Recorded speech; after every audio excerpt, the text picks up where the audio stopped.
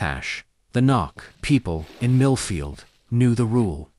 If something knocks on your door after midnight, don't count the knocks. People just cover their ears, leave the room, and turn on music. But Daniel questioned the rule. At 17, he moved from the city to Millfield and was deeply unimpressed with small-town superstition. When his neighbor's Mrs. Aldrich mentioned the rule over the fence, he smiled politely and forgot about it. On a Thursday in November, something knocked on his front door. He was still awake, laptop open, headphones on. He heard 3 heavy knocks. His mother was asleep, so he went to the door and looked through the peephole. There's nothing. Then 4 more. He stepped back and saw only the empty porch and the empty street beyond. While he stood there, something buried under 17 years of city life appeared. It was something animal-like, buried under years of pragmatic existence. The knocking started again. He counted without knowing why. Then he saw the empty porch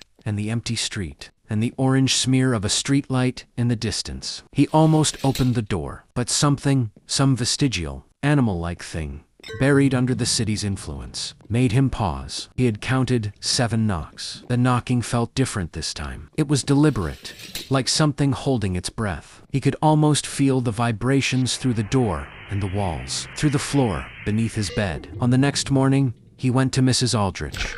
She listened to everything she heard, with her hands folded in her lap and a quiet expression. When he finished, she looked very still. "You counted 7, he said. "I stopped halfway through." She looked at him with something that wasn't quite pity. "The knocking doesn't stop until you reach the right number. Nobody knows what that number is. It's different for everyone." Daniel thought about his hand on the door handle, how natural it had felt, how he'd pulled it away almost by accident. "What's on the other side?" he asked. Mrs. Aldrich looked out the window at his house across the street. "We don't know that either," she said. "The ones who open the door don't come back to tell us." Daniel moved back to the city 4 months later. He told people it was for school. It was partly true. What he didn't tell people, what he haven't told anyone, is that on his last night in Millfield, the knocking came again. He put his headphones on. He turned the volume all the way up. He lay in bed with his eyes open and his jaw clenched and waited for morning. But in the silence between his music and the darkness, he realized with a clarity so cold